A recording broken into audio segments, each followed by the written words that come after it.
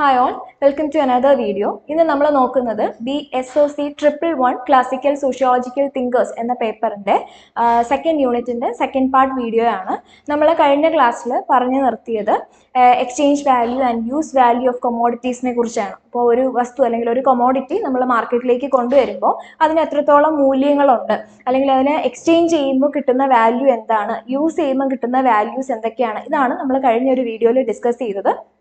Already നമ്മൾ പറഞ്ഞു എല്ലാ പ്രോഡക്റ്റിനും ഒരു വാല്യൂ ഉണ്ടാവുന്നത് നമ്മുടെ ഹ്യൂമൻ നീഡ്സിനെ എപ്പോഴാണോ അത് സാറ്റിസ്ഫൈ ചെയ്യുന്നത് അപ്പോൾ മാത്രമായിരിക്കും. ഉദാഹരണത്തിന് നമ്മൾ ഷൂസ് ഒക്കെയാണെന്ന് പറഞ്ഞാൽ നമ്മൾ ഉപയോഗിക്കുന്ന ഡ്രസ്സ്, നമ്മൾ ഉപയോഗിക്കുന്ന ചെരുപ്പുകൾ, ഇതെല്ലാം എന്താണ്, ഒരു കൊമോഡിറ്റിയാണ്. അതിന് വാല്യൂ ഉണ്ടാവുന്നത് മനുഷ്യൻ്റെ ഏതെങ്കിലും ഒരു ആവശ്യത്തെ, നീഡ്സിനെ സാറ്റിസ്ഫൈ ചെയ്യുമ്പോഴാണ് എന്ന് നമ്മൾ പറഞ്ഞിരുന്നു. അതുപോലെ എക്സ്ചേഞ്ച് വാല്യൂവിനെ കുറിച്ച് പറഞ്ഞു. എല്ലാ പ്രോഡക്റ്റിനും വാല്യൂസ് ഉണ്ട്, എന്നാൽ അതിനെ നമ്മൾ എക്സ്ചേഞ്ച് ചെയ്യുമ്പോൾ നമുക്ക് കിട്ടുന്ന പ്രോഫിറ്റ് അല്ലെങ്കിൽ ഉണ്ടാവുന്ന മൂല്യം, അതിനെയാണ് എക്സ്ചേഞ്ച് വാല്യൂ എന്ന് പറയുന്നത്. ഫോർ ആൻ എക്സാമ്പിൾ, ഒരു മരത്തിനൊരു വാല്യൂ ഉണ്ട്. ആ മരത്തെ നമ്മൾ എന്ത് ചെയ്യുന്നു, ഒരു ഫർണിച്ചർ ആക്കി മാറ്റുമ്പോൾ അതിനെന്താണ്, വേറൊരു രൂപത്തിലേക്ക് മാറ്റിയെടുക്കുമ്പോൾ നമുക്ക് അതിനെ വിറ്റ് കഴിഞ്ഞാൽ പൈസ കിട്ടും. സോ അതിനെയാണ് എക്സ്ചേഞ്ച് വാല്യൂ എന്നുള്ള ഒരു സെൻസിൽ നമുക്ക് പറയാൻ പറ്റുന്നത്. ഇനി കാൾ മാർക്സിന്റെ മറ്റൊരു ഇമ്പോർട്ടൻ്റ് ആയിട്ടുള്ള ഒരു കൺസെപ്റ്റ് ആണ് കൊമോഡിറ്റി ഫെറ്റിഷിസം എന്ന് പറയുന്നത്. സോ അതെന്താണെന്നുള്ളത് നോക്കാം. സോ നമ്മൾ എന്താണ് കഴിഞ്ഞ വീഡിയോസിൽ കൊമോഡിറ്റി എന്താണെന്നുള്ളതൊക്കെ പറഞ്ഞിരുന്നു. എന്താണ് ഫെറ്റിഷിസം എന്നുള്ളതാണ് ഒരു പുതിയ കോൺസെപ്റ്റ് ആയിട്ട് നമുക്ക് നോക്കാനുള്ളത്. ഫെറ്റിഷ് എന്ന് പറയുമ്പോൾ എന്താണ്, ഒരു സൂപ്പർ നാച്ചുറൽ പവർ ഒരു വസ്തുവിലേക്ക് നമ്മൾ എന്ത് ചെയ്യാണ്, എംബഡി ചെയ്ത് കൊടുക്കുന്നതിനെയാണ് ഫെറ്റിഷിസം എന്നതുകൊണ്ട് ഉദ്ദേശിക്കുന്നത്. ഇത് ക്യാപിറ്റലിസ്റ്റ് സൊസൈറ്റിയിലാണ് എമേർജ് ചെയ്തത് എന്നാണ് കാൾ മാർക്സ് അവകാശപ്പെടുന്നത്.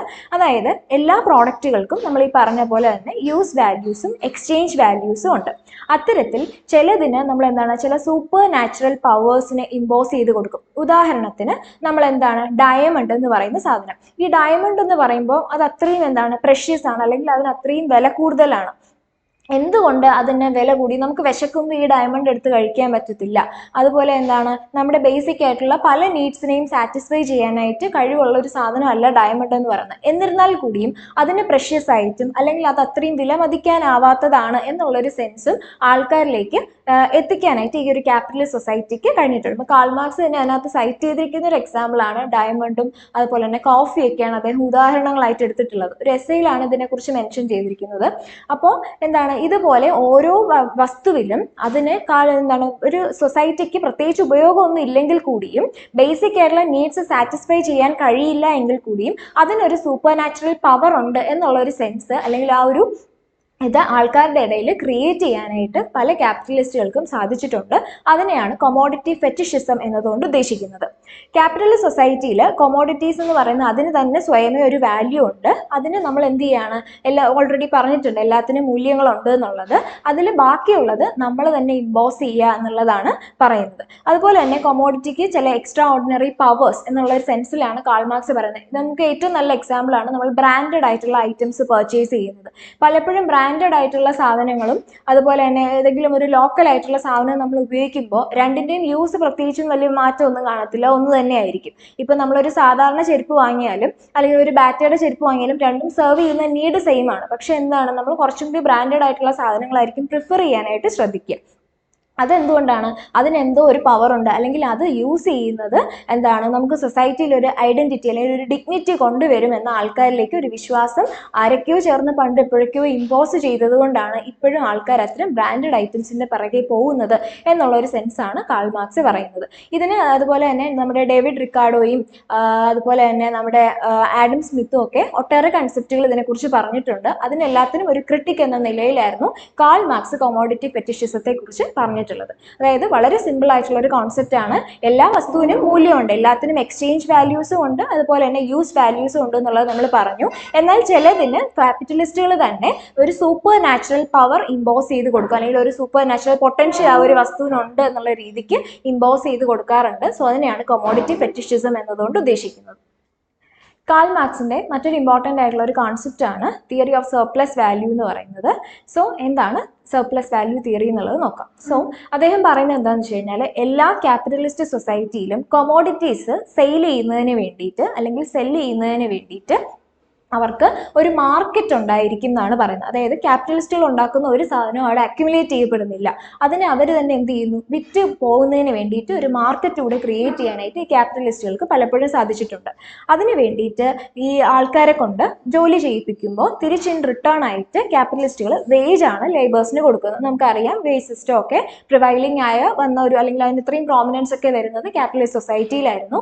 അപ്പോൾ ചെയ്യുന്ന ജോലിക്ക് റിട്ടേൺ ആയിട്ട് ലേബേഴ്സിന് വേജസ് പ്രൊവൈഡ് ചെയ്യുന്നുണ്ടായിരുന്നു.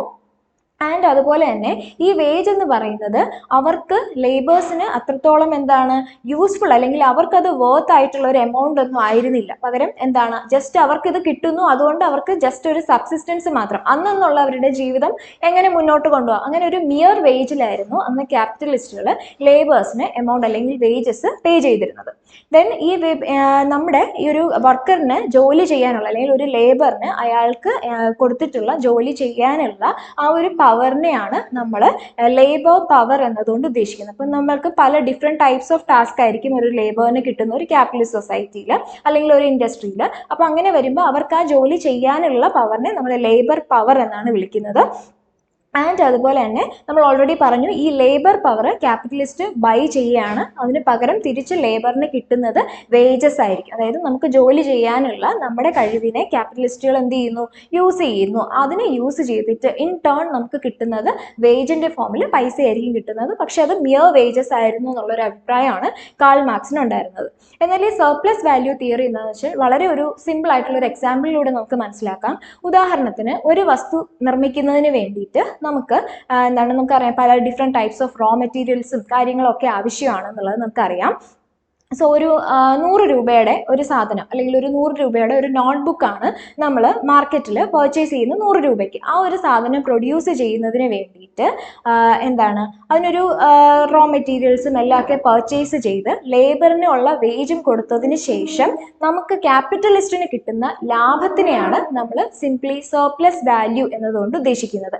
അതായത് ഒരു വസ്തുവിനുള്ള അതിൻ്റെ മൂല്യം, അതിൽ നിന്നും നമ്മൾ ലേബറിന് കൊടുക്കുന്ന വേജ്, അതിനെ മൈനസ് ചെയ്ത് നമുക്ക് പ്രോഫിറ്റ് എത്രയുണ്ട്, ക്യാപിറ്റലിസ്റ്റിന് കിട്ടുന്ന പ്രോഫിറ്റിനെയാണ് സിംപ്ലി നമ്മൾ സർപ്ലസ് വാല്യൂ എന്നതുകൊണ്ട് അർത്ഥമാക്കുന്നത്. അതായത് 100 രൂപയുടെ ഒരു സാധനത്തിൽ ആണ് 100 രൂപയാണ് ആ സാധനത്തിനുള്ള മൂല്യം എന്നിരിക്കട്ടെ. അപ്പോൾ നമ്മൾ പറഞ്ഞ ഒരു നോട്ട്ബുക്കിന് 100 രൂപയാണ്, അതിൽ ലേബറിന് കൊടുക്കുന്ന വേജ് 10 രൂപയായിരിക്കും. അപ്പോൾ അതിന് രണ്ടിനോട് മൈനസ് ചെയ്യും, അതായത് ആ വാല്യൂ, ആ സാധനത്തിൻ്റെ മൂല്യത്തിൽ നിന്നും ലേബറിന് കൊടുത്തിട്ടുള്ള ശമ്പളം കുറയ്ക്കുമ്പോൾ ബാക്കി 90, ആ 90 അതിനകത്തുള്ള സർപ്ലസ് വാല്യൂ എന്ന് പറയുന്നത്. ഈ 90 രൂപയും ക്യാപിറ്റലിസ്റ്റിലേക്കാണ് എത്തുന്നത്. അവർക്കത് ലാഭവും, എന്നാൽ അതിനു വേണ്ടി ഇത്രയും എഫേർട്ട് ഇടുകയും അതുപോലെ എന്താണ് പണിയെടുക്കുകയും ചെയ്ത് ലേബറിന് വളരെ മിയർ ആയിട്ടുള്ള ഒരു വേജ് മാത്രമായിരിക്കും അവിടെ കിട്ടുന്നത്. സോ അതിനെയാണ് തിയറി ഓഫ് സർപ്ലസ് വാല്യൂ എന്നതുകൊണ്ട് ഉദ്ദേശിക്കുന്നത്. സോ ഈ ഒരു കൺസെപ്റ്റിലൂടെ കാൾ മാർക്സ് പറയാൻ ഉദ്ദേശിക്കുന്നത് എസെൻഷ്യലി ഇവിടെയും നടക്കുന്നത് സീരിയസ് ആയിട്ടുള്ള ഒരു, അല്ലെങ്കിൽ ഒരു ലേബേഴ്സിനെതിരെയുള്ള ക്രൂഷ്യൽ ആയിട്ടുള്ള, അല്ലെങ്കിൽ വളരെ ക്രിട്ടിക്കൽ ആയിട്ടുള്ള അതിക്രമങ്ങളാണ്. അല്ലാതെ അവരുടെ നല്ലതിന് വേണ്ടിയിട്ടുള്ള ഒന്നും ക്യാപിറ്റലിസ്റ്റുകൾ ചെയ്യുന്നില്ല. ലാഭം എപ്പോഴും ക്യാപിറ്റലിസ്റ്റിന് മാത്രമാണ്. വർക്കേഴ്സ് എപ്പോഴും അവരുടെ ലേബർ പവർ ഇവിടെ കൊടുക്കുന്നുണ്ടെങ്കിലും അതിനെ കൃത്യമായ രീതിയിൽ ക്യാപിറ്റലിസ്റ്റുകൾ ചൂഷണം ചെയ്യുകയും അവർക്ക് അവരുടെ സബ്സിസ്റ്റൻസിന് മതിയായ എമൗണ്ട് കിട്ടാതെ പോവുകയും ചെയ്യുന്ന ഒരു കണ്ടീഷനാണ് ഉണ്ടാവുന്നത് എന്നാണ് കാൾ മാർക്സ് പറയുന്നത്. സോ ഇത്രയേ ഉള്ളൂ തിയറി ഓഫ് സർപ്ലസ് വാല്യൂ. ഒന്നുകൂടി നമുക്ക് എന്താണെന്നുള്ളതൊന്ന് നോക്കാം. അതായത് നമുക്കറിയാം എന്താണ്, ക്യാപിറ്റലിസ്റ്റ് സൊസൈറ്റിയിൽ ഒരു വസ്തു സെയിൽ ചെയ്യുന്നതിന് വേണ്ടിയിട്ട് അവർക്കൊരു മാർക്കറ്റ്, ഏതൊരു കൊമോഡിറ്റിയും സെയിൽ ചെയ്യുന്നതിന് വേണ്ടി ക്യാപിറ്റലിസ്റ്റ് സൊസൈറ്റിയിൽ മാർക്കറ്റ്സ് ഉണ്ടായിരുന്നു. സോ ഇങ്ങനെ ഒരു സാധനത്തിന്, ഒരു വസ്തുവിന് മൂല്യം ഉണ്ടാകുന്നതിന് വേണ്ടി നമ്മൾ ലേബർ പവർ കൊടുക്കും. ഇൻ റിട്ടേൺ അവർക്ക് വേജസ് ആണ് ക്യാപിറ്റലിസ്റ്റുകൾ കൊടുത്തുകൊണ്ടിരുന്നത്. അത് വളരെ മിയർ ആയിട്ടുള്ള ഒരു വേജസ് ആയിരുന്നു ക്യാപിറ്റലിസ്റ്റുകൾ ലേബേഴ്സിന് കൊടുത്തിട്ടുണ്ടായിരുന്നത്. സോ ഏതൊരു സാധനവും നമുക്കറിയാം use value and exchange values ഉണ്ട്. അപ്പോൾ അത്തരത്തിൽ ഒരു വസ്തുവിൻ്റെ മൂല്യം, ആ മൂല്യത്തിൽ നിന്നും വേജസ് മൈനസ് ചെയ്യുമ്പോൾ കിട്ടുന്ന വാല്യൂ എത്രയാണോ അതിനെയാണ്, അതിൻ്റെ പ്രോഫിറ്റ്, അതാണ് സർപ്ലസ് വാല്യൂ എന്നതുകൊണ്ട് ഉദ്ദേശിക്കുന്നത്. സോ ഇത്രയാണ് പ്രധാനപ്പെട്ട 2 കൺസെപ്റ്റുകളായിട്ട് നമ്മുടെ യൂണിറ്റ് 2 ഡിസ്കസ് ചെയ്യാനുള്ളത്. മനസ്സിലായിട്ടുണ്ടാവും എന്ന് വിശ്വസിക്കുന്നു. Thank you.